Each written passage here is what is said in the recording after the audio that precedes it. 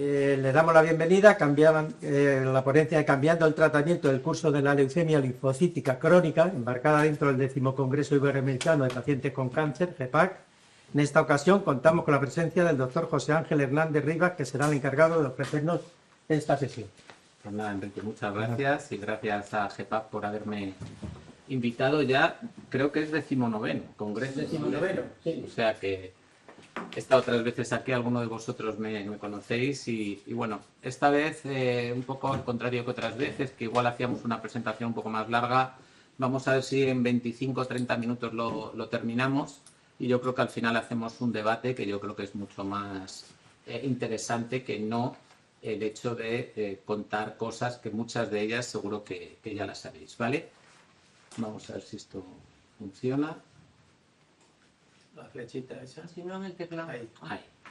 Bueno, esto es un poco lo que vamos a hacer, que evidentemente el diagnóstico, la clínica y demás, pues no cambia mucho de unos años a otros, pero sí fundamentalmente la parte del final en la que voy a hablar fundamentalmente de las guías, que son las recomendaciones que hacemos desde el Grupo Español de Leucemia Linfática Crónica para el tratamiento tanto en primera línea, que es esto que pongo aquí, el 1 y la L, como de los pacientes que, por el motivo que sea, recaen o son refractarios al tratamiento de primera línea. Esto va a ser un poco engorroso, no sé si... Es táctil. Bueno, pues no sé. A lo mejor con el teclado lo puedes pasar. Mira. El año pasado era con el teclado, sí. Quizás, ¿eh? Ha habido un ponente que lo ha hecho así. Eso es, pues vamos así. Venga. Bueno, pues entonces ya sabemos lo que es la LLC, que es lo primero, un tipo de cáncer. Esto es una cosa que tenemos que tener claro de la sangre y lo que se producen son unas células que se llaman linfocitos, pero son linfocitos maduros. Y estos linfocitos además se van reproduciendo y por tanto además se pueden localizar o bien en la médula ósea, produciendo a la larga, si hay una infiltración muy grande, problemas de disminución de los glóbulos rojos, anemia. La anemia conlleva cansancio y demás. Si son de las plaquetas, disminución de las plaquetas, tendencia al sangrado o disminución de otro tipo de leucocitos, como son los segmentados, y por tanto una mayor susceptibilidad a infecciones. Pero también se pueden acumular en los ganglios y por eso la leucemia linfática crónica, pues uno de los modos de presentación es el aparecer adenopatías, que llamamos que es crecimiento de los ganglios, ¿de acuerdo? ¿Dónde se puede también acumular estos linfocitos? En el bazo, que es un órgano que está por debajo de las costillas en la zona izquierda, lo que se llama esplenomegalia, o, un poco más raro, en la zona del hígado, haciendo hepatomegalia, ¿vale? Es la leucemia más frecuente en el mundo occidental. Una tercera parte de las leucemias son leucemias linfáticas crónicas. Y la edad mediana significa que si cogemos 100 personas, el que se sitúa en el 50 está en torno a los 70, 71 años, ¿vale? Pero esto quiere decir que hay pacientes mucho más jóvenes y pacientes mucho mayores. Generalmente por debajo de 55 años, un 15% o un 20% de las leucemias linfáticas crónicas. Hay un predominio masculino, por cada 2 varones, una mujer. Una cierta predisposición familiar. Muchas veces hemos visto familias que tienen 2, 3 casos de LLC o igual un caso de LLC y algún linfoma dentro de la familia y por eso es por lo que pongo aquí que hay una predisposición familiar. Y es una enfermedad muy heterogénea. Heterogénea quiere decir que hay muchos modos de presentación. La gran mayoría de ellos, un 85% de los casos, se diagnostican a partir de un análisis de rutina hecho por alguna otra cosa. Un control, pues no sé, de un chequeo médico, un control del colesterol, típico análisis que se puede hacer cualquier persona pues una vez al año, ¿vale? Pero puede haber casos que aparezcan con ganglios ya, o con el aumento del bazo, que es lo que se llama esplenomegalia, con anemia, con la bajada de las plaquetas. Y es importante esto de la hipogamma-globulinemia, porque dentro de los linfocitos B, como es la LLC, este tipo de leucemia, estos linfocitos B no trabajan bien y por tanto no sintetizan inmunoglobulinas que sirven para defendernos frente a las infecciones. La hipogamma-globulinemia va de la mano de una mayor aparición de infecciones. La LLC en general es una enfermedad que, como sabéis, y dentro de su término es crónica, pero tiene una disfunción inmunitaria, una alteración del sistema inmunitario defensivo muy importante. Y entonces no es solamente que produzca la propia leucemia, sino que también puede tener, por esos linfocitos algo alterados, una tendencia a tener segundos cánceres, fundamentalmente de piel y de tipo no melanoma. Son cánceres, afortunadamente, el tipo no melanoma generalmente mucho más, digamos que, si me permitís la expresión, bondadosos, porque solamente con tratamiento con cirugía o radioterapia no necesitan ningún tipo de quimioterapia, ¿vale? Pero también puede tener esto que se llaman citopenias autoinmunes, que es la destrucción de glóbulos rojos o de plaquetas debido también a la propia alteración del sistema inmune, ¿vale? Por eso es muy heterogénea desde el punto de vista clínico, y veremos también que genéticamente, porque no hay una LLC como tal, sino que hay diferentes luego marcadores dentro de la LLC que establecen un poco el pronóstico, ¿vale? Entonces, por cosas que nos faltan aquí, de las que ya he dicho, quizás solo al principio un 5 o un 10% de los pacientes tienen anemia o bajada de plaquetas, solo un 2 o un 3% tienen síntomas constitucionales. Los síntomas constitucionales es la pérdida de peso con un motivo no aclarado, la sudoración de predominio nocturno o fiebre, sobre todo décimas, febrícula, en las últimas 2 o 3 semanas o más, lógicamente no explicada, y suele ser generalmente 37,5, 38, bien llevada, pero tengo unas décimas y no sé a qué se puede atribuir. Puede ser eso un motivo de que esta enfermedad, u otras también, que estamos teniendo una exacerbación de la misma. Y esta prueba, que a lo mejor os suena, que se llama el Coombs directo, quiere decir, y lo tiene casi un 10% de los pacientes al inicio, y luego en la evolución casi 1 de cada 4, un 25%, la destrucción de los glóbulos rojos. Por esto que decíamos antes, la anemia hemolítica autoinmune. ¿Hay que tratar a todos los pacientes? No. De hecho, la gran mayoría no necesitan tratamiento al inicio, sino solamente si hay una serie de criterios que luego veremos. Ya hemos hablado de las complicaciones autoinmunes, hemos hablado de una tendencia mayor a las infecciones, el tema de la hipogamaglobulinemia. Súper importante, las vacunas. Que no se nos olvide, vacunas. Hay que vacunarse frente a la gripe, frente al COVID, frente al neumococo, intentar frente al herpes zóster, mínimo estas, hepatitis B, por supuesto, también. Hemos hablado de los segundos cánceres y en algunos casos la LLC puede progresar a un linfoma de alto grado, que es lo que se llama transformación o síndrome de Richter, ¿vale? ¿Cómo se diagnostica la LLC? Pues con un análisis de sangre, punto final. No hace falta nada más. No hace falta estudios de médula ósea ni nada. Evidentemente este hemograma, que se llama el análisis de sangre, hay que mirarse las células al microscopio y luego hacer un estudio que se llama inmunofenotípico. Es pasarlo por un analizador que se llama citómetro de flujo, y esto al final te va a dar el tipo de alteración, el tipo de vestido que tiene la célula por fuera para diferenciar un tipo de linfocito, por ejemplo el de la LLC, de otro tipo, por ejemplo de linfomas, como puede ser el linfoma folicular u otros. ¿Y esto cómo lo hacemos? Pues en base a unos marcadores que se llaman antígenos de expresión y que evidentemente no tenéis que saber, pero esto sí que es absolutamente obligatorio y lo hacemos siempre, en cualquier sitio, para el diagnóstico. Y por eso en las guías internacionales, esto está en inglés, evidentemente nos dice always, que significa siempre, hay que hacer el hemograma, hay que mirarlo al microscopio y hay que hacer esta técnica del inmunofenotipo mediante la citometría de flujo. Fijaos lo que os pongo arriba, al contrario que en otras leucemias, en la LLC casi nunca hay que hacer una médula ósea. ¿De acuerdo? No hay que hacerla.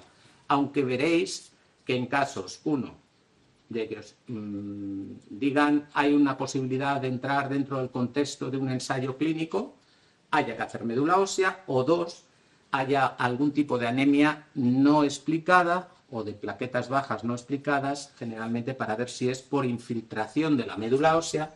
Y entonces, ¿dónde se hace? Se hace generalmente en el hueso de la cadera, en la cresta ilíaca posterior-superior, ¿vale? Bien sea derecha o izquierda. ¿Cómo ha ido en los últimos años la evolución del conocimiento de la LLC? Pues como veis, en los años 80 pues se sabía relativamente poco, algo a nivel de marcadores pronósticos bioquímicos, los estadios que todavía se suelen utilizar de Ray y de Binet, pero luego, ¡bumba!, se empieza a aparecer a partir de los años 2000 pues una gran número de alteraciones genéticas, moleculares, que hoy en día nos vienen a establecer un mejor conocimiento de la enfermedad y también marcarnos algunos factores que nos sirven para tomar decisiones en cuanto a no solo el pronóstico, sino también el tratamiento, es decir, para predecir el tratamiento. Y de hecho hay factores pronósticos como, yo que sé, la edad, el estado general, algunas cosas, pero otros que son predictivos. Y alguno de estos ahora es lo que vamos a decir, cuáles son los factores que nos predicen qué tipo de tratamiento tenemos que hacer. En esta figura, que no sé si luego tendréis la oportunidad de tener las presentaciones, supongo, ¿no, Enrique? Sí, las grabaciones. Perfecto. Bueno, es de un artículo que hicimos dentro de nuestro servicio y están los más o menos marcadores pronósticos más relevantes. No hay que entrar en todo ello, pero como veis hay mutaciones genéticas, características del paciente, como alteraciones de los biomarcadores, bioquímica, etcétera, la propia citometría de flujo algunos. Pero hay sobre todo dos grupos muy importantes, que son los biomarcadores a nivel de las mutaciones genéticas de un gen que se llama IGHV y luego las alteraciones citogenéticas, sobre todo una de ellas que es la pérdida de un cachito del cromosoma 17, la deleción del 17, que va aparejada de la mutación del la mutación del TP53. El cromosoma 17, como veis, cuando estábamos en la época de la inmunoquimioterapia tenía un comportamiento malo. Esto ahora mismo, las curvas que bajaban mucho, hoy en día afortunadamente son mucho más planas en la época de los nuevos tratamientos. Una de las cosas que tenéis que saber es que en la LLC la inmunoquimioterapia está desaparecida, ¿vale? Y hay que utilizar nuevos fármacos fundamentalmente orales, y dentro de ellos los inhibidores de la tirosina de Bruton. Hay 3 que tenemos a nuestro alcance: ibrutinib, acalabrutinib, zanubrutinib, o bien los inhibidores de BCL2, y hay uno que se llama venetoclax. Y entre ellos luego también podemos hacer combinaciones, como iremos viendo en las próximas diapositivas. Perdona, ¿te puedo hacer una pregunta? En la diapositiva anterior, la delección del P17 ¿Sí? es un factor de mal pronóstico, si no he entendido mal. Entonces, Sí. Entiendo que sigue siendo de mal pronóstico, a pesar de que con los nuevos tratamientos, pues el pronóstico ha mejorado sensiblemente, Sí. pero sí que sigue siendo un factor de mal pronóstico. Sí, por eso digo que, vamos a ver, ha mejorado mucho, Uh-huh. pero estos también han mejorado mucho. De tal manera, aún así, sigue siendo el factor pronóstico peor dentro de los que tenemos leucemia linfática crónica, ¿vale? Y 17P. Ahora veremos también un poquito alguna cosa de estas. Porque os puedo decir, por ejemplo, que en las LLCs inicialmente 17P tienen en torno a un 10%, ¿vale? Solamente. Pero luego, en la recaída, cuando sobre todo hay segundas, terceras, cuartas recaídas, hasta un 40-45% de los pacientes pueden tener este tipo de alteración genética, ¿vale? ¿Por qué? Porque la enfermedad va evolucionando clonalmente, que se dice, va adquiriendo mutaciones que pueden ser de mal pronóstico, pero hay tratamientos para ello. Y las mutaciones que van apareciendo a medida que va evolucionando la enfermedad también se diagnostican simplemente por un análisis, o sea, en sangre, sin necesidad de hacer una punción lumbar, ¿o? No son funciones lumbares. Las funciones lumbares perdona. son En cresta. una punción de médula ósea. No es necesario hacerlas, se hacen en sangre también, ¿vale?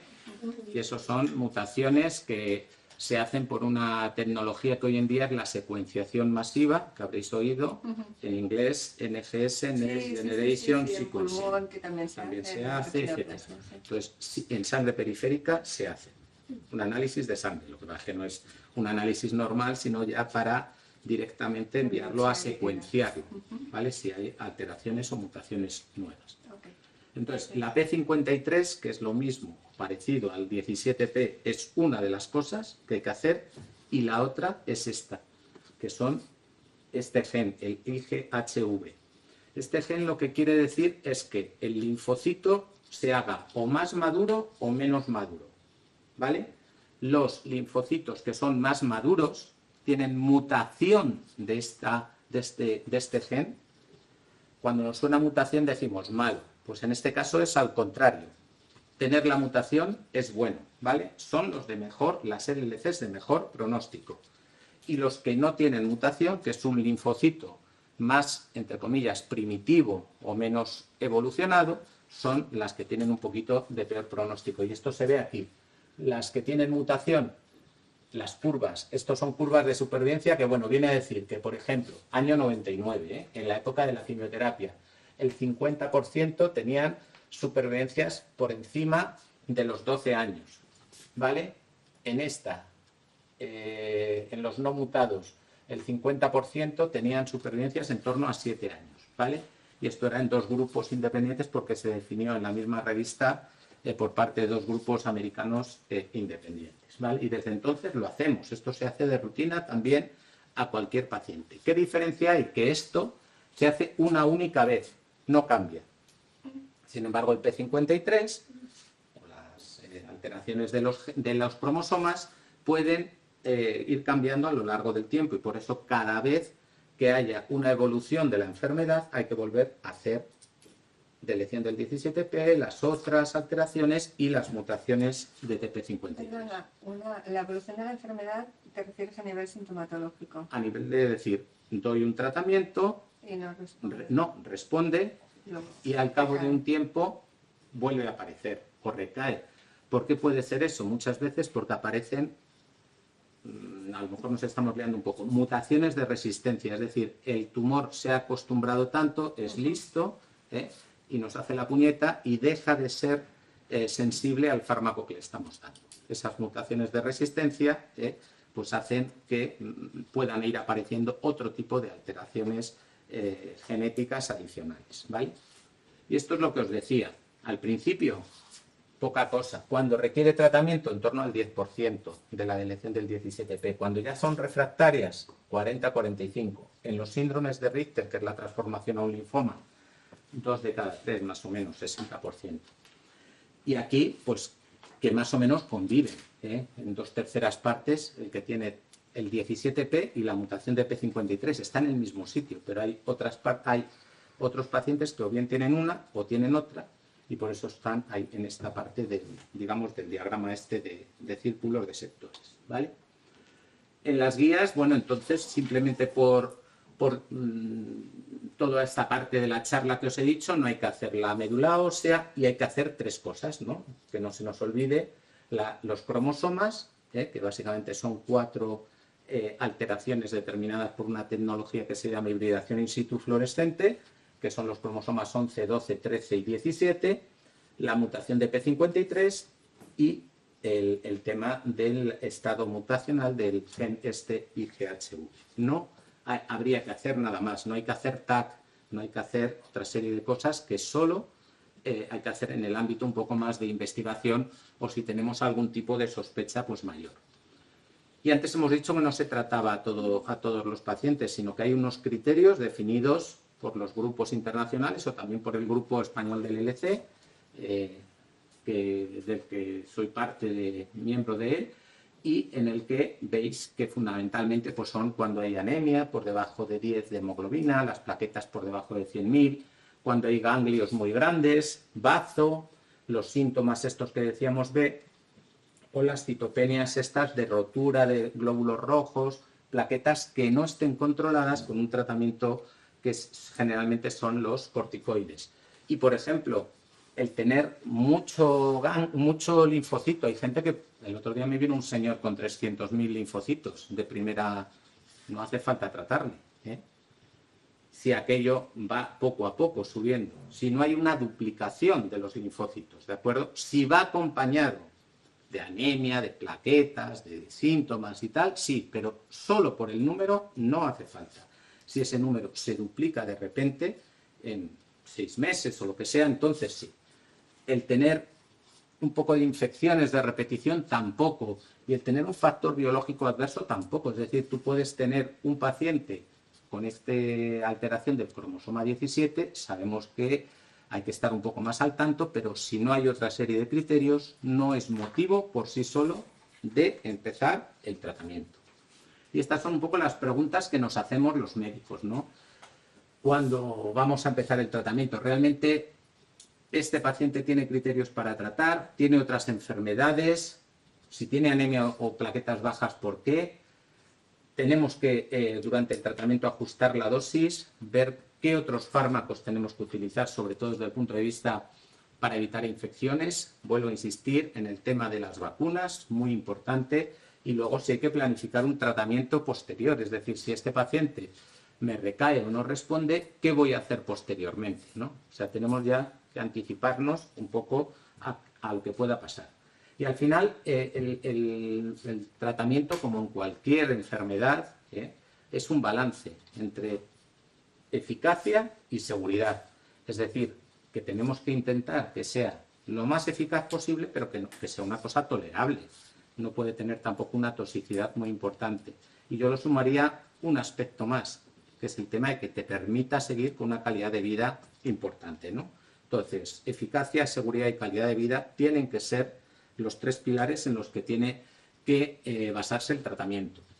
¿Y qué efectos adversos hay con los nuevos fármacos? Ya hemos dicho que no hay quimioterapia, que hay estos fármacos inhibidores de BTK, ibrutinib, acalabrutinib, zanubrutinib. ¿Problema de ellos? Pues que pueden ocasionar arritmias, pueden ocasionar un poquito de aumento de la tensión, algo de sangrado, diarrea, dolores articulares. Hay que saberlo y hay que reconocerlo y hay que decir a los pacientes que lo tomen que, por ejemplo, pues se deben tomar la tensión inicialmente una vez a la semana, pero luego al menos una vez al mes para ver que no le produzca aumento de la tensión, que si tienen palpitaciones, ojo, que se acerquen al hospital, o si se marean porque puede estar el corazón, en vez de latiendo normal, latiendo como si fuera en lo que se llama una fibrilación, en fin, una serie de cosas. Que no utilicen otros medicamentos, salvo que sea con una prescripción médica, porque estos fármacos más o menos funcionan como si fueran una superaspirina, es decir, que hay un mayor riesgo de hematomas, etcétera, y todo esto hay que explicárselo a los pacientes, ¿no?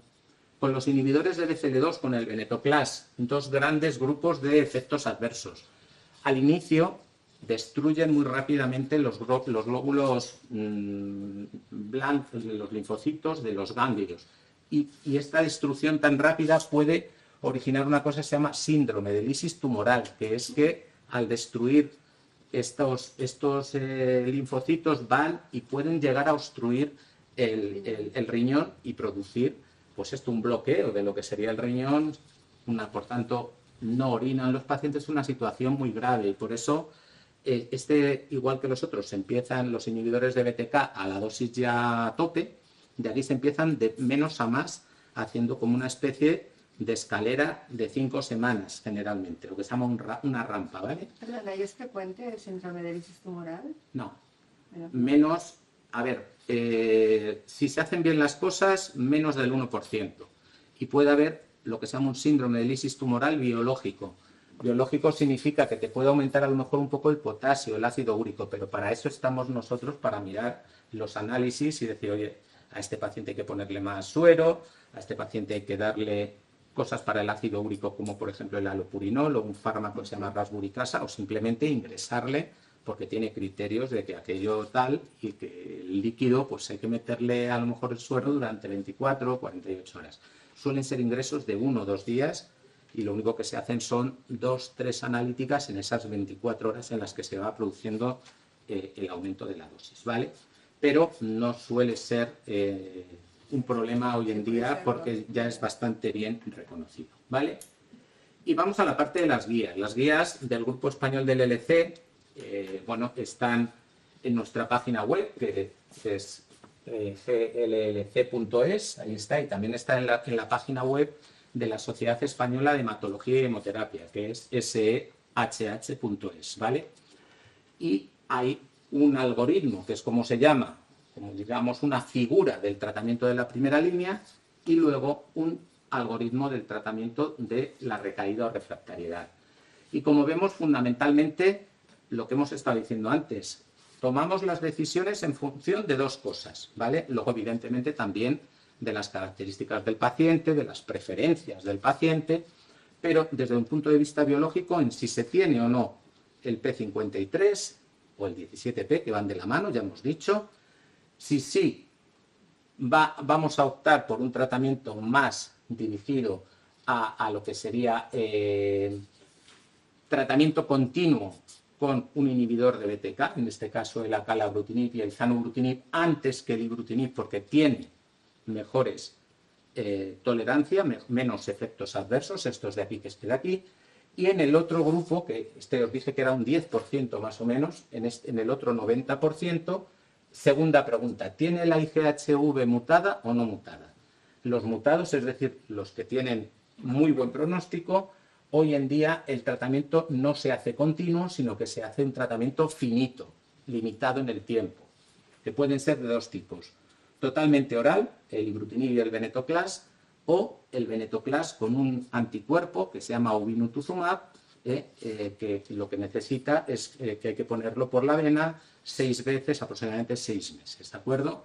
Entonces, luego podría haber otras opciones en el caso de que no lo pudiéramos hacer, y en el grupo de no mutados, fundamentalmente aquí se puede optar por cualquiera de las opciones. Luego igual lo podemos hablar, pero también creo que no hay suficiente evidencia para decantarnos uno sobre el otro, y la propia decisión del paciente, ver cuál es el contexto del mismo, a lo mejor en un paciente mayor, pues el hecho de si tiene o no un cuidador que pueda venir con él, todo este tipo de circunstancias pues pueden tener también peso en la decisión. Y estas son las guías en recaída o refractariedad, que fundamentalmente pueden ser muy complejas, pero dependerá de lo que nos hayan dado antes. Si el paciente todavía ha sido de los de hace años que recibían quimioterapia, pues haremos lo mismo que antes en la primera línea. Vamos a utilizar los fármacos que se utilizan hoy en día en primera línea. Y si viene, pues por ejemplo, de ibrutinib, de un inhibidor de BTK previo, pues va a ir a la parte del venetoclax. Y si viene de la parte del venetoclax, pues va a ir a ibrutinib, a acalabrutinib o zanubrutinib, o como es un tratamiento finito, el venetoclax, puede volver a darse lo mismo, retratamiento, en el caso en el que se haya producido esa recaída más allá de 2 o 3 años. Y luego pues empezamos ya a encontrarnos con algunos pacientes que desafortunadamente pues han hecho refractarios a dos tratamientos, a los dos grandes grupos, al inhibidor de BTK, a ibrutinib, a zanu, a cala, y al inhibidor de BCL2, al venetoclax. Ahí todavía hay un tercer grupo que se ha quedado totalmente un poco testimonial, que es, no os digo el nombre, bueno, inhibidores de Pi3K, pero que es el idelalisib. ¿Por qué? Porque es menos eficaz que los otros dos grupos, también es una pastilla oral, junto con el rituximab, pero es bastante tóxico, ¿de acuerdo? Pero podría servirnos como tratamiento, digamos, de tercera, pero aquí, como veis, planteamos ensayos clínicos con terapia celular o incluso también la posibilidad de trasplantes.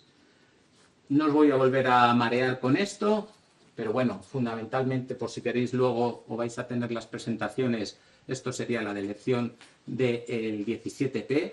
En los mutados, el tratamiento finito, hoy en día muy en boga, y en los no mutados, en primera línea cualquiera, aunque los tratamientos también finitos, entre 12 y 15 meses de duración y luego se paran, con posibilidades, si recaen, volver a retratar, están un poco, digamos, cada vez cogiendo más preponderancia, ¿vale? Y podemos comparar hoy en día, decir, bueno, ¿y qué es mejor? ¿Hacer un tratamiento continuo o hacer un tratamiento limitado en el tiempo, un tratamiento finito? Pues todavía no lo sabemos a ciencia cierta. Este es un ensayo clínico en el que hemos participado veintitantos hospitales españoles dentro del grupo alemán y que se van a presentar los resultados a lo largo del año que viene, los primeros resultados. ¿Y qué es lo que han comparado? Pues en este caso, tratamiento continuado con ibrutinib, con un tratamiento de 12 meses con venetoclax o vinutuzumab y una tercera línea de tratamiento de los dos orales, el ibrutinib y el venetoclax, durante 15 meses. Ya veremos con un seguimiento, creo que va a ser en torno a los primeros resultados del año que viene, de 3 años o así, que pueda un poco, o lo mismo se generan aún más dudas, pero bueno, ya veremos a ver un poco por dónde vamos. El ibrutinib, ¿cuál es la mediana de duración de tratamiento? Porque he visto que era diario. Sí. Cuando tú inicias un tratamiento con ibrutinib, más o menos ¿cuántos años o meses está el paciente con el tratamiento? Generalmente en torno a unos 8 o 9 años. Sí, lo que pasa es que hay pacientes, uno, que progresan bajo tratamiento y dos, que hacen efectos adversos que no permiten continuar con el mismo. Entonces, esto es un poco diferente, porque si tú tienes, por ejemplo, un efecto adverso, vamos a suponer una arritmia, ¿no? Esta es la que decíamos, una fibrilación auricular. Hoy en día tenemos ya 2 nuevos inhibidores de sus primos, digamos, suyos, que son el acalabrutinib y el zanubrutinib. Si está respondiendo ibrutinib, podríamos cambiar a los otros y en la gran mayoría de veces no se vuelve a producir el efecto adverso, ¿vale? De la fibrilación auricular. De la fibrilación auricular, de la arritmia. O puede ser al revés también, que hayamos empezado con acala y dar zanu, o decir, bueno, incluso zanu y dar ibrutinib. De eso hay un poco menos experiencia, pero también podría ser. O sea, hay evidencia ya científica que nos dice que en la gran mayoría de casos el dar un alternativo sobre otro puede servir para continuar y así no, digamos, quemas esa línea de tratamiento y por tanto puedes continuar con ello, ¿vale? Y gracias, ¿no? Y esto sería un poco lo que teníamos antes, las 3 primeras líneas, que eran la quimioterapia, cuánto daba de supervivencia sin progresar, no es supervivencia global, de supervivencia sin progresar. Esta que era una quimioterapia muy agresiva, que se llama FCR, fludarabina, ciclofosfamida y rituximab, pues daba en torno a 5 o 6 años nada más. Ahora, con todos los nuevos fármacos, bien sean continuos, bien sean limitados en el tiempo, etcétera, vemos que todavía con 6 años, 7 de seguimiento, etcétera, están por encima del 50%. Es decir, las ventajas que logramos con fármacos orales menos tóxicos y demás son importantes en lo que decíamos de la balanza: eficacia, seguridad y calidad de vida, ¿vale?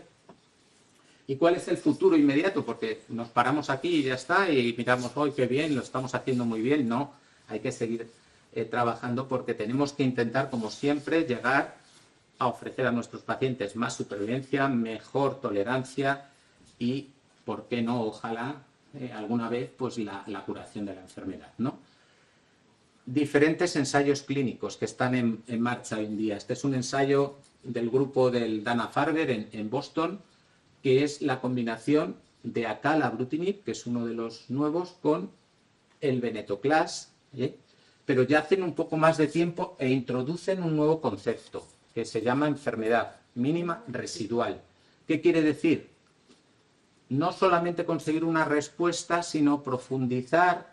Siempre ponemos el mismo ejemplo en el iceberg. Lo que vemos muchas veces de la enfermedad es lo que está por encima del mar, pero por debajo hay estas raíces del iceberg, que hay que intentar matarlas también, porque si no vuelve a subir todo el iceberg.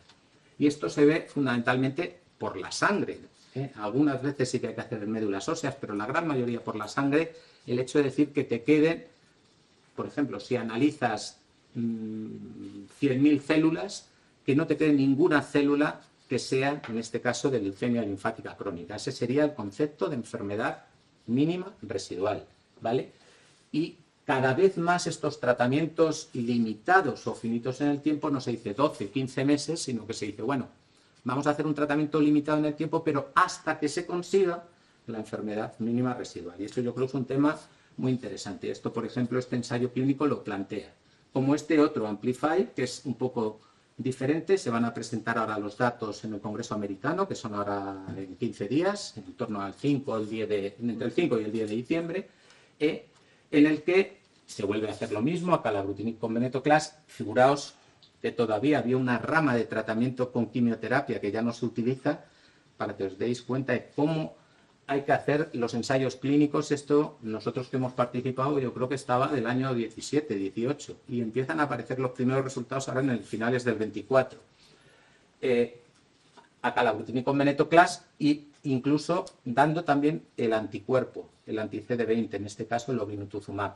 Bueno, los resultados yo creo que vienen a poner de manifiesto que el hacer 3 fármacos no vale para nada, de momento en leucemia linfática crónica, y a ver pues si estos esquemas de tratamiento pueden ser como el I+V que ya tenemos, el ibrutinib más venetoclax, pero mejorando un poco incluso la tolerancia. O nuevos fármacos. Hemos hablado siempre de Ibru, de Acala, de Zanu, en los inhibidores de BTK, pero en los de BCL2 hemos dicho venetoclax.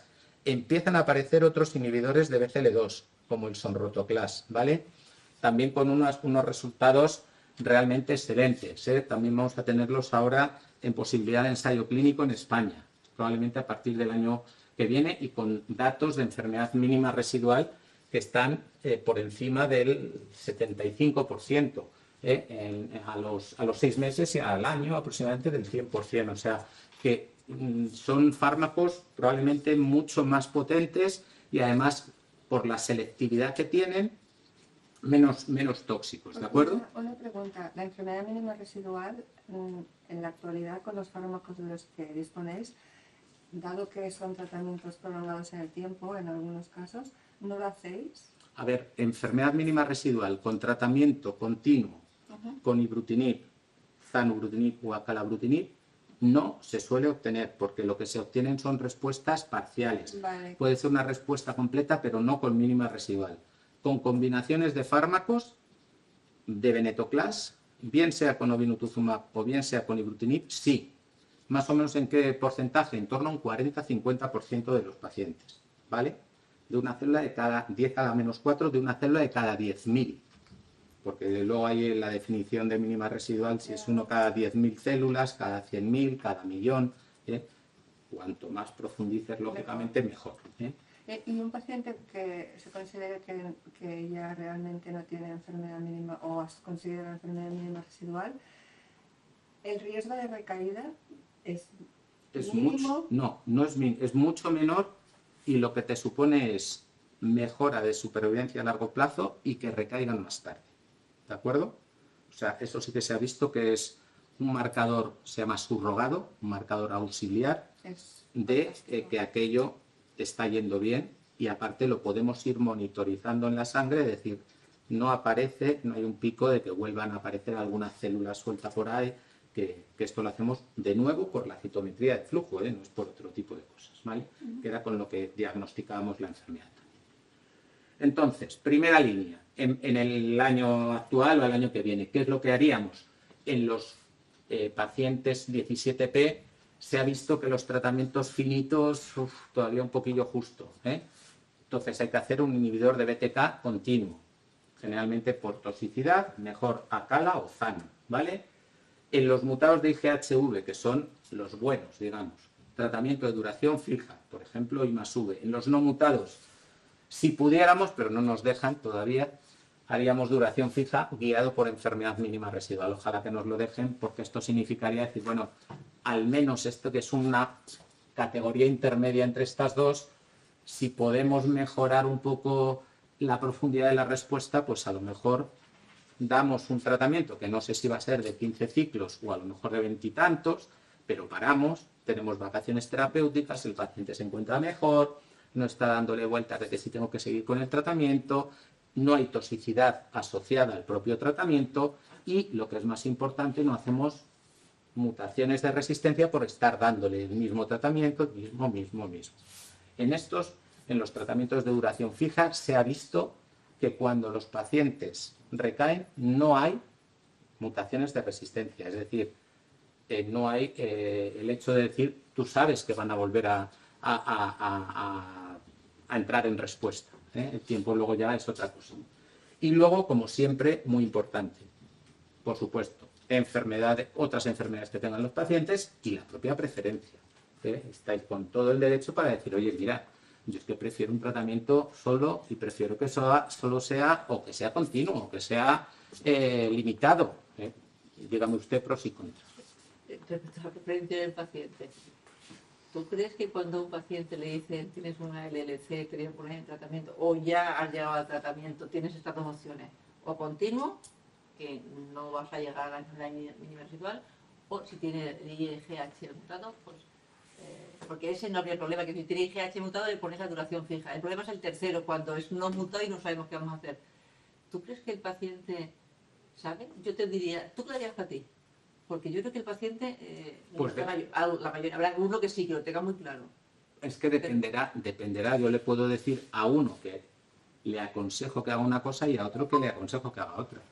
Porque dependerá un poco, no lo sé, del momento. Por ejemplo, se me ocurre, en la época del COVID, el hecho de pacientes que utilizaban el fármaco, que era un tratamiento limitado en el tiempo, el venetoclax con la O, con el obinutuzumab, que tenía que venirse a poner por la vena, tenían un aumento del riesgo muy importante de infectar de COVID en el propio hospital.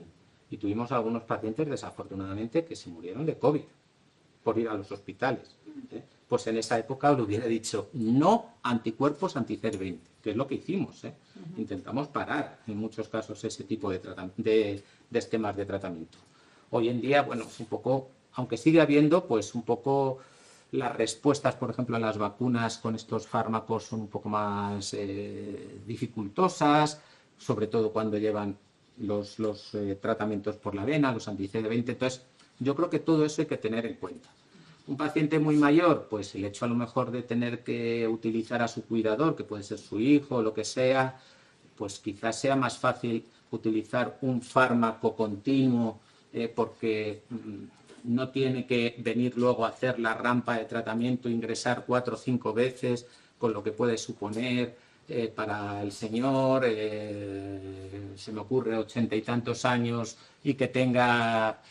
pues yo que sé, que solamente los ingresos le pueda producir algún tipo de síndrome confusional, etcétera, ¿no? Lo que pasa con la gente mayor, por ejemplo, ¿no? Entonces, todo ese tipo de cosas, si a mí me la preguntan, yo le voy a decir, pues yo creo que en su caso debería hacer esto.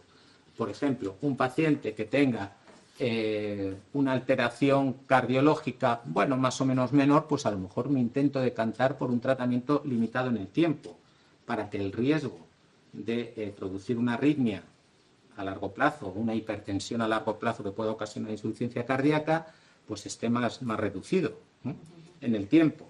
O sea, todo ese tipo de cosas hay que las tienes que integrar. Claro, que todos queremos que se pregunte al paciente, porque creemos que tenemos derecho a hablar y a preguntar, pero claro, llega un momento que hay pacientes que sí, pues que te puedes decir yo he mirado o no he mirado, pero hay otros pacientes que, por eso digo que está muy bien que hagáis toda esa composición vosotros, porque hay pacientes que llegan y dicen, yo qué sé. Totalmente de acuerdo, pero claro, hay tantas cosas que puede haber, alteraciones renales, alteraciones, pues no sé, de otro tipo, gente con diarreas, pues a lo mejor hay que tener, en fin, hacer ibrutinib más venetoclax, los dos pueden hacer diarrea. Entonces a lo mejor exacerbas un problema más que solucionar y quitas, por tanto, seguridad y calidad de vida. Entonces, todo ese tipo de cosas vamos a ayudar en la toma de decisiones, pero yo no tengo por qué decirte, oye, te voy a poner este fármaco, sino hay estas dos opciones y ya está. Aquí, sin embargo, le voy a decir, mira, hay esto, aunque bueno, evidentemente, si quieres hacer un tratamiento de duración limitada en el tiempo, puedes hacer y estar por ahí, ¿no? O sea que eso, por supuesto, que tiene que quedar claro. Y en la recaída lo mismo, dependerá de lo que hayamos recibido antes para luego tener, pues, digamos, lo que, pues otro tipo. Si hemos recibido inhibidor de BTK, pues inhibidor de BCL2, o sea, ibrutinib, venetoclax, si venetoclax, ibrutinib, cuando hablo de ibrutinib, acala o zanubrutinib, ¿vale? Y el problema hoy en día empieza a ser que ya las dos clases de tratamiento, los cacabaninib, ibrutinib, zanu, acalabrutinib, sea refractario y que sea refractario también al venetoclax. Entonces, claro, decimos, ¿y aquí tenemos alguna opción? Pues bueno, van apareciendo otros fármacos, afortunadamente, y dentro de ellos hay unos muy interesantes que son también igual inhibidores de BTK, pero de otro tipo, se llaman no covalentes. Y hay uno, que es el pirtobrutinib, que ya lo han aprobado la FDA, probablemente lo vamos a tener aquí en Europa dentro de unos meses y quizás en España pues un poquito más tarde por el tema de los reembolsos y demás. Y es muy interesante porque cuando hacen esta resistencia que decíamos a BTK, estos sin embargo pueden utilizarse. Hay otro que se llama entabrutinib, pero va un poquito más retrasado. Sobre todo que os suene que hay este fármaco, pirtobrutinib, y que ya está aprobado aquí en España para otra entidad que se llama linfoma de células del manto. Por lo tanto, en un paciente con LLC se podría pedir, como tiene la aprobación en FDA América, por tanto, como medicación extranjera, etc. Aparte que hay muchos ensayos con pirtobrutinib. Y luego otro grupo importante son lo que se llaman los degradadores de BTK, ¿vale? Estos son los fármacos que son muy interesantes también, muy seguros, orales, y que están en fase muy de experimentación. Por eso todavía no tienen ni nombre, están con las siglas y con los numeritos, ¿vale? También estamos ya en programas de ensayos clínicos. Aquí en España hay varios hospitales que los tienen o que los tenemos y que pueden llegar a ser también para enfermos en los que sean doble refractarios, ¿vale? Y algunos de ellos con resultados muy interesantes. Estos son el pirto y el acalabrutinib. Y luego en pacientes muy jóvenes, que no se nos olvide, por ejemplo, que el trasplante halogénico, el trasplante de otra persona, generalmente un donante emparentado o no emparentado, da supervivencias en torno al 50% a los 5 años. La mitad de los pacientes a los 5 años que se hayan hecho un trasplante halogénico pueden tener esto. Y estos son datos de todos los trasplantes halogénicos hechos en LLC entre el 2009 y 2023. Pero daos cuenta cómo caen el número de trasplantes desde que empiezan a aparecer los fármacos nuevos.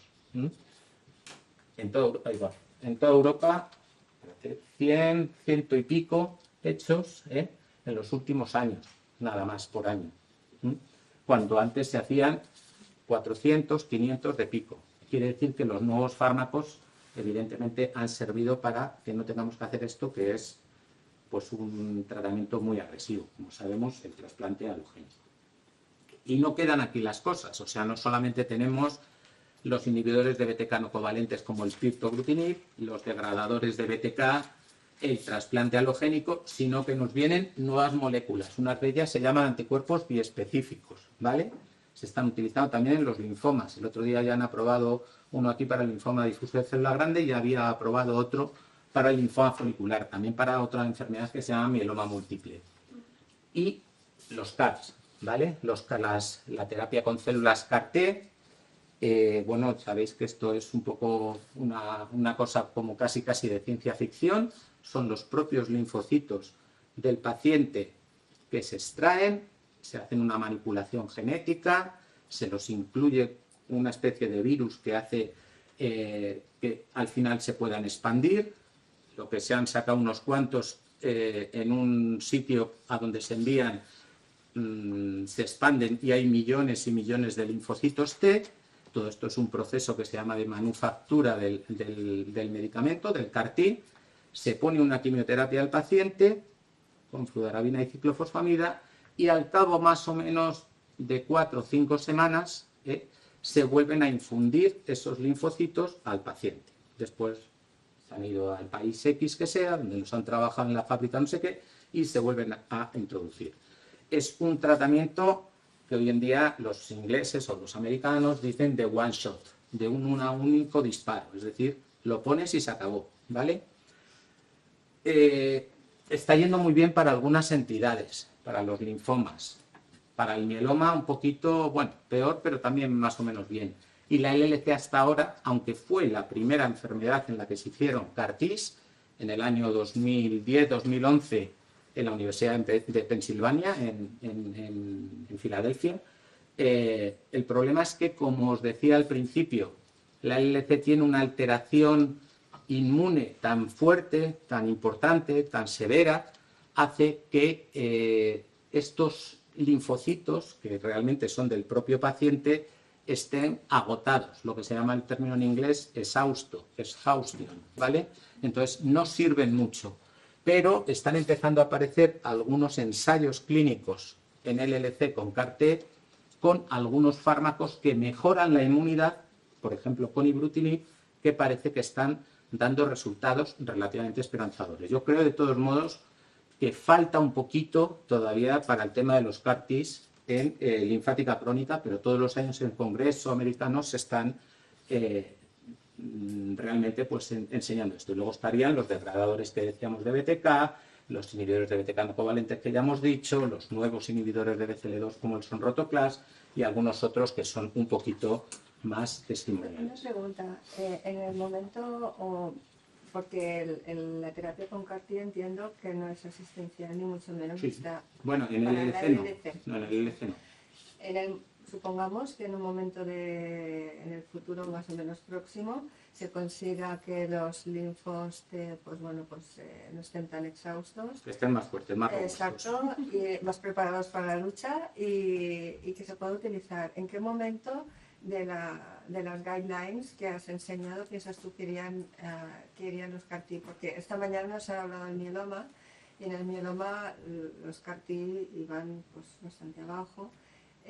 Me imagino que sería más o menos el mismo posicionamiento. Vamos a ver, el mieloma es una enfermedad en principio más agresiva que la leucemia linfática crónica, por supuesto que más abajo, pero en el mieloma está habiendo ya ensayos clínicos incluso con utilización del CAR-T en primera línea. Sí, bueno, sí, nos he dicho que claro, en que primera línea, subiendo, sí, pero la idea sería aquí te estoy hablando del problema del doble refractario. Ya. Tener, por ejemplo, pues a lo mejor tratamientos con pirtobrutinib, a lo mejor inhibidor o un degradador de BTK y quizás luego iría al CAR-T, ¿vale? Pero de momento es un tercera, cuarta línea, no antes. Por supuesto no primera, claro. No podemos hablar dentro de 10 años y decir pues es que somos tontos. Si hubiéramos hecho un CAR-T a todo el mundo inicialmente, hemos curado la LLC a todos, ojalá. Pero hoy en día eso hay que demostrarlo con ensayos clínicos. Siempre cuando hay aparición de nuevos fármacos, empiezan en la recaída y luego van subiendo. O sea, el ibrutinib, todos estos empezaron en recaída con la inmunoquimioterapia y luego fueron subiendo y de hecho la inmunoquimioterapia fuera, ya no hay. ¿Vale? Y vamos acabando. Entonces, los pacientes refractarios, pues un poco lo complementario. Bueno, salvo en el caso de la inmunoquimioterapia, que podemos hacer o inhibidor de BTK o el venetoclax, en este caso no con novinutuzumab, que es un anti-CD20, sino con rituximab, que es otro anti-CD20. En vez de un año, en la recaída, 2 años de tratamiento con el venetoclax.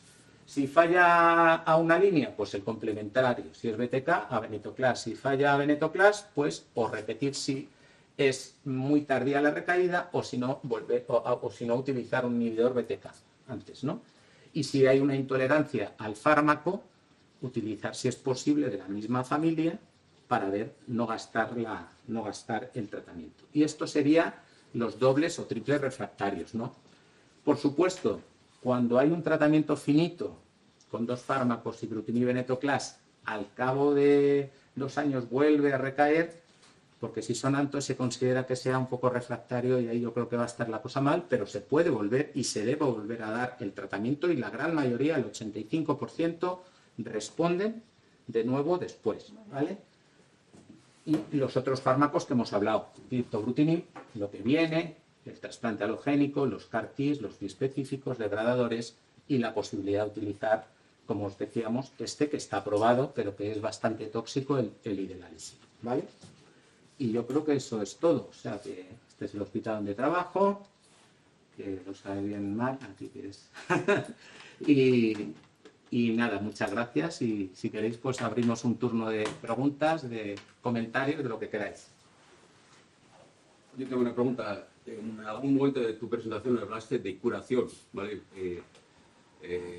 Doctor Bosch, creo, de Barcelona, también a veces en prensa habla de curación, pero yo veo que depende mucho, hay muchos tipos de LLC, mutaciones, no mutaciones, como os he enseñado, y por el momento yo tengo mala impresión que vas de un parche a otro parche y vas saltando, ¿no?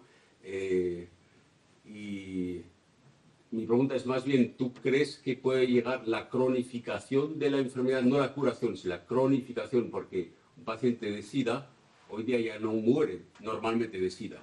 Un diabético normalmente no muere, estará toda la vida con medicamentos, pero ya no muere. Entonces, mi pregunta es eso, si tú ves el futuro una posible cronificación de la enfermedad. Es hacia donde tenemos que tender primero, antes de a la curación. No he dicho que vayamos a curar, digo que el objetivo tiene que ser la curación, ¿vale? Entonces, lo que sí que tenemos es supervivencias más largas hoy en día, con mejor tolerancia, mejor calidad de vida.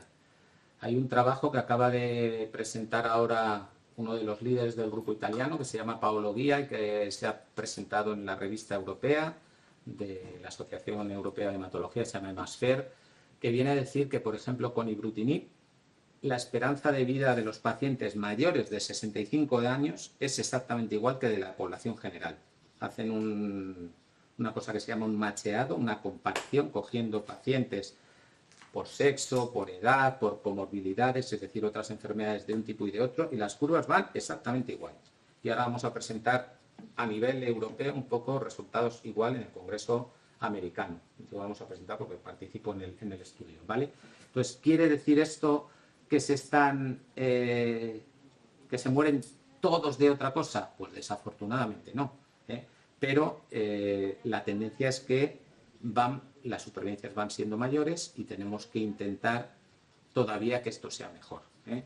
Por eso todos estos fármacos, pirtobrutinib, degradadores, ojalá los CAR-Ts, a lo mejor anticuerpos biespecíficos, se vienen a añadir a lo que tenemos, que antes era solo la quimioterapia. Ahora ya es que hablamos de ibrutinib, de acalabrutinib, de zanubrutinib, de venetoclax, de sonrotoclax, y a esos los unimos otros grupos de fármacos. Si con todo esto, combinaciones de los mismos, el hecho de decir que hacemos tratamientos finitos en el tiempo, que luego pasamos temporadas sin dar nada, la enfermedad vuelve a aflorar, volvemos a dar el tratamiento, tenemos tiempo ganado, y a lo mejor sí que podemos llegar a la cronificación, como dices, y ojalá en algún momento a decir, oye, metemos bien de caña con lo que sea, mínima residual potente, y que no vuelvan a aparecer los linfocitos, como puede pasar en algunas otras enfermedades menos complejas genéticamente, como es la leucemia mieloide crónica, que es un poco la que ha sido el inicio de este tipo de tratamientos hace 20 y tantos años, con el famoso Glivec, que era una pastilla, y que hoy en día pues tenemos también varios fármacos para esto, y también se van haciendo discontinuaciones del tratamiento según profundidad de respuesta. Entonces, curación no, de momento, tendencia a la cronificación, y en pacientes mayores casi podemos decir que en un porcentaje, yo diría que casi semejante a la población general, misma supervivencia. Ya en 2 estudios, uno europeo y otro americano. Bueno. Más. Ya.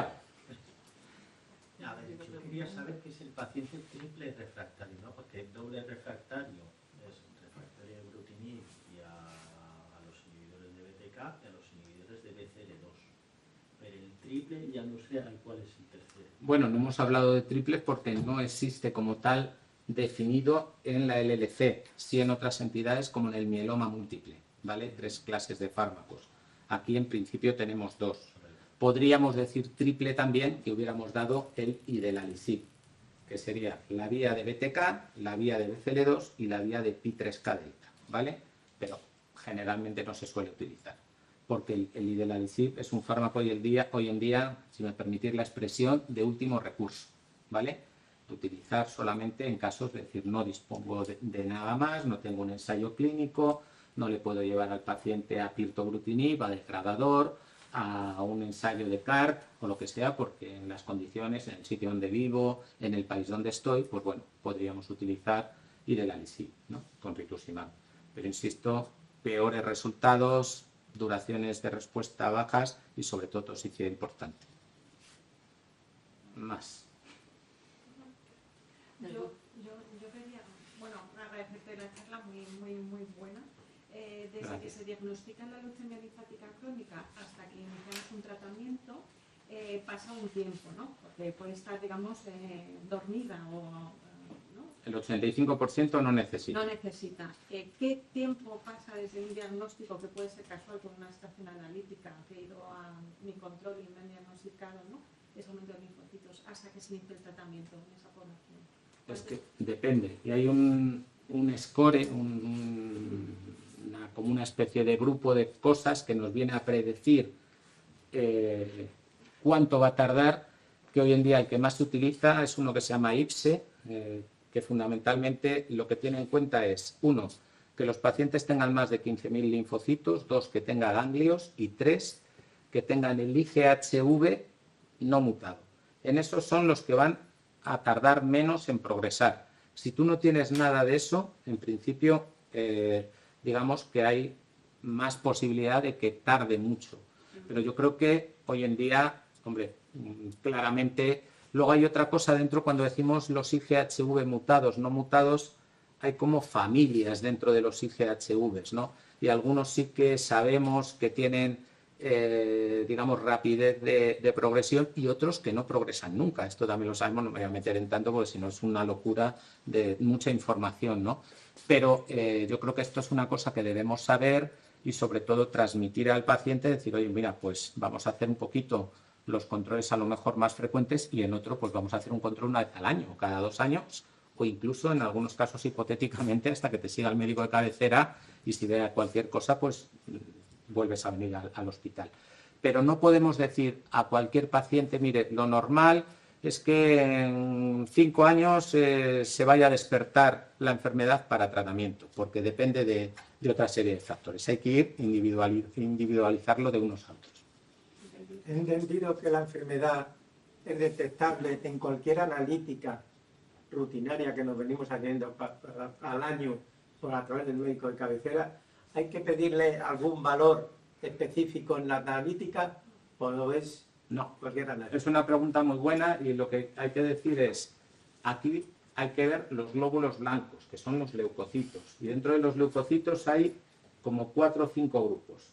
Los 2 más frecuentes son los neutrófilos y los linfocitos.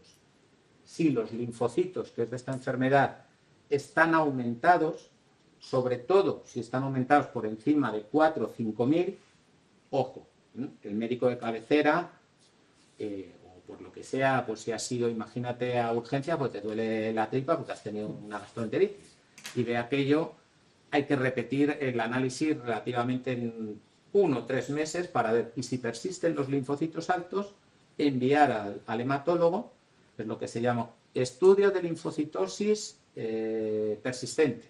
Hacemos el análisis este especial, que se llama inmunofenotipo, y ahí ya, después de ver los... Cuando se detecta realmente. Es cuando detectamos la enfermedad. Solamente con un tubo y solamente en la sangre. No hace falta ni médulas, ni TACs, ni gaitas. Historia clínica, exploración física, preguntarle al paciente, y el análisis de sangre con el inmunofenotipo. Luego ya haremos los estudios de los genes y todo el rollo, pero cuando esté hecho el diagnóstico. Una vez que está el paciente con el tratamiento, ¿cómo es su día a día? ¿Está cansado? ¿Se puede, automáticamente uno lo ve y dice, mira, ya está recayendo o no se nota? A ver, generalmente, solamente los pacientes en el diagnóstico, lo primero es que al dar la noticia de que tú tienes una enfermedad de la sangre, hay un aspecto emocional que tenemos que saber manejar muy bien y saberlo manejar desde el punto de vista psicológico. Desafortunadamente yo siempre digo lo mismo. O sea, en España tenemos una sanidad absolutamente de 10, pero tenemos dos fallos, bajo mi punto de vista, que nos falta salud dental, que la tenemos que pagar, y salud mental, que tenemos que pagarla también. muchas veces. Los psicólogos me refiero, ¿vale? Tú puedes ir a un psiquiatra que te diga tal, con una pastilla, pero hay que tener también gente que esté hablando con el paciente y que le haga entender que, bueno, que esto es una posibilidad y aprender a que se asuma que tienes que convivir con la enfermedad. Dicho esto, el tema, por ejemplo, del cansancio es una cosa relativamente frecuente, incluso sin necesidad de tratamiento. Muchas veces tiene componente funcional o mental, o como lo queramos decir, porque hay una cierta, si me permites, síndrome depresivo, ¿no? Porque claro, si te dicen una cosa ya te estás asustado de que si aquello va a evolucionar para necesitar tratamiento, cuándo vaya a progresar y cuándo voy a necesitar tratamiento. Todo este tipo de cosas hay que tenerlas muy en cuenta. Cuando empezamos los tratamientos, generalmente, al principio, yo siempre intento decir a los pacientes que mato un poco lo malo, las células malas, pero también nos cargamos un poco parte de las buenas, ¿vale? Utilizo siempre el mismo símil. Cuando hay un campo malo y ponemos fuego, matamos la hierba mala, pero también nos llevamos parte de la hierba buena. Y luego tiene que crecer, y lo que quiero es que crezca solamente es la hierba buena, ¿de acuerdo? Pero en ese tiempo que pasa hasta que crezca la hierba buena, puede haber un poquito de anemia, y por tanto el paciente decir, oye, me has puesto el tratamiento, pero inicialmente estoy todavía un poco más cansado, o me han bajado un poco las plaquetas y tengo más moratones, o incluso puedo tener algo de diarrea, porque es uno de los efectos de los nuevos tratamientos, del ibrutinib, de la cala, del zanu o del venetoclax. Por tanto, hay que explicar todas estas cosas a los pacientes, decir, oye, te puede pasar esto, va a ser una cosa más o menos pasajera, pero generalmente en unas semanas o en algunos meses vas a encontrar al final que tu estado general es mejor que el que teníamos previamente. En otros, incluso, cuando ya vienen con síntomas B, esto que decíamos, la fiebre, la pérdida de peso, los sudores, el tratamiento mismo enseguida mejora. Suelen ser tratamientos que al cabo de un mes o por ahí, tanto los que acaban en IP, los inhibidores de BTK, el ibrutinib, la cala, el zanubrutinib como el venetoclax, hacen el efecto y por tanto empieza la mejoría, ¿vale? Enseguida disminuyen los ganglios, el bazo disminuye, pero en ocasiones sí que puede haber esto un poquito de anemia porque matas algo también de alguna célula buena y luego ya va recuperando al largo del tiempo. No sé si te he contestado, pero... Una pregunta todavía. El compañero ha preguntado sobre tratamientos que no es primera, segunda, o más de tercera, ¿no? Triple refractario. Sí. Un medicamento, un tratamiento que va en posterior tratamiento, no al principio, suele ser menos eficaz, suele durar menos tiempo si es en segunda o tercera línea que si es al principio. Y la otra pregunta es, entonces el trasplante, por lo que he visto, has comentado, es algo que se intenta evitar cada vez más. A ver, el trasplante, el problema que tiene, que es el único tratamiento hoy en día, curativo de la enfermedad, está asociado a una alta mortalidad y a una disminución importante de la calidad de vida, ¿vale? Hay una enfermedad que se llama enfermedad de injerto contra huésped o enfermedad de injerto contra receptor, que es un poco como si dijéramos, hablando mal y claro, el rechazo que se produce a la médula de otro, en forma de alteraciones a nivel de la piel, del hígado, del aparato digestivo, etcétera, que hace que la calidad de vida de los pacientes disminuya y que incluso pueda llevar al fallecimiento. Decíamos que a los 5 años vivían el 50%. En pacientes muy jóvenes, muy seleccionados, con un donante muy compatible, muy bien seguidos, en países europeos. ¿Qué quiere decir esto? Que hay otros 50 que desgraciadamente no va a ir bien. Y eso no es porque recaiga de la enfermedad, sino por la toxicidad, en la gran mayoría de veces, asociada al trasplante. Por tanto, hay que dejarlo como un tratamiento, digamos, casi de las partes finales. De hecho, la demostración es que en el año 2012 se hacían 400 o 500 en Europa al año y ahora se hacen 100 y pico, ¿vale? Probablemente cada vez menos, ¿Por qué? Pues porque ahí teníamos datos hasta el año 2023, me parece, pero los datos realmente eran hasta el 21. El artículo era del año 2023. No estaban todavía los CARs, no estaban todavía el pirtobrutinib, no están todavía los degradadores, es decir, faltaban nuevos fármacos. A lo mejor ahora, no lo sé, quizá estén los datos, pero siga bajando la proporción del trasplante alogénico. Y luego tienes razón en que en general, ¿por qué se responde peor a las segundas, a las terceras, a las cuartas líneas? Por lo que decíamos, porque la enfermedad es un poco puñetera y va adquiriendo mutaciones nuevas, lo que se llama una evolución clonal de la enfermedad. Y lo vemos con la peor de todas, que es el P53. Decíamos, 1% al inicio, 10% en los que necesitan tratamiento, 40% en los que recaen, y en los que hacen un síndrome de Richter, un 60 y tantos por ciento. Pero hay otras mutaciones, también no solamente el P53, una que se llama NOX1, BIRC3, bueno, muchas, ¿no? Y todas estas, pues lógicamente hacen que sean, digamos, que mecanismos en contra de los tratamientos, como trampas que se ponen al tratamiento y que hacen que evite la respuesta o que la célula tumoral escape, digamos, de la acción que le va produciendo la medicina en cuestión. Entonces, ¿cómo pues se puede pensar en una cronificación si el tratamiento va siendo cada vez menos eficaz en el tiempo? Por la posibilidad de hacer tratamientos no continuados que eviten mutaciones de resistencia, número 1, y 2, con intentar diversas formas de actuación frente a la enfermedad, que no solamente sea, en este caso, la inhibición del BTK o del BCL2, sino otras. Esto está dentro de la célula del linfocito malo, digamos, del linfocito de la ALC, de otras vías de señalización, que es como se llama, pathways en inglés, ¿vale?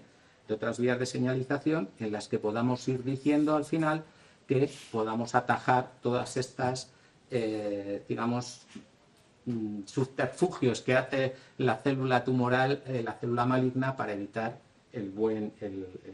la posibilidad del tratamiento, en este caso, con lo que tenemos. Como degradadores, por ejemplo. Bueno, los degradadores, los inhibidores de BTK no covalentes como pirtobrutinib, anticuerpos biespecíficos, otras drogas que seguramente que vendrán, porque hay otros que son triespecíficos, los CARs, a lo mejor los CARs se unen y ya no solamente se hacen frente a una molécula como el frente a un antígeno como el CD19 y se hacen CARs que se llaman duales, frente a dos, o sea, hay mucha investigación en este sentido. Yo os he dado un poco lo que creo que es más nuevo y lo que tiene en este momento más peso, pero seguramente que en próximos años vayan apareciendo cosas. Yo, de hecho, ya que he dado, como sabéis, tú entre ellos, la charla varios años, evidentemente lo que va cambiando es la parte final de lo que es esto, es decir, el tratamiento, lo que es la clínica y tal. Puede aparecer algún factor pronóstico nuevo, pero lo importante realmente pues es, yo creo que hay esperanza en el sentido de decir que los nuevos tratamientos y demás nos acercan a la cronicidad, a la cronificación de la enfermedad, y esperemos que en un futuro a la curación. ¿Algo más? Yo te quería preguntar. Esto es un poco anecdótico. Al principio de tu presentación has comentado que podían aparecer neoplasias secundarias, ¿no?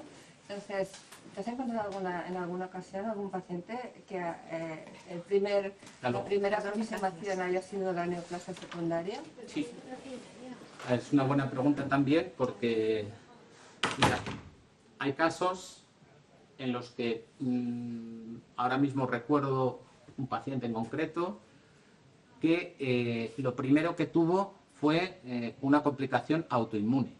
Las plaquetas le bajaban, ¿vale? Sin LLC todavía. Hizo luego un cáncer, ¿vale? No voy a decir el tipo porque si no ya va a parecer que casi digo el señor. Y luego, al cabo del tiempo, lo de las plaquetas, además hizo una anemia hemolítica, es decir, trombopenia inmune, anemia hemolítica autoinmune, y con el ibrutinib han mejorado las dos. Ahora mismo sigue tratamiento con ibrutinib, o sea que en principio lo ha tolerado bien, lleva 4 o 5 años, yo creo que con este fármaco, pero este es un ejemplo, no es solamente él. O sea, la complicación inmune puede preceder a la leucemia linfática crónica, y hay casos también de neoplasias previas a la LLC, aunque también lo habitual es que sean luego posteriores a la misma, ¿no? ¿Y esto imprime un peor pronóstico o ¿Cuál? no? Que si le confiere un peor pronóstico. No necesariamente, y más sobre todo siendo cerca de la mitad de ellas, ya digo, cánceres de piel de tipo no melanoma, que son, para que nos entendamos, el vasocelular o el espinocelular, lo que suelen tener estos cánceres de piel la gente de los agricultores y demás, mayores, que muchas veces solamente con la cirugía es suficiente. O sea, además no son cánceres, gracias a Dios, que maten. Estos no necesitan ni quimioterapia ni nada. A ver, un poco... Tenemos que dar salida para que tenga que estar la siguiente ponencia. Muchas gracias. Nada, a Muchas vosotros. gracias. Y siento Enhorabuena por la ponencia. si nos hemos pasado el tiempo.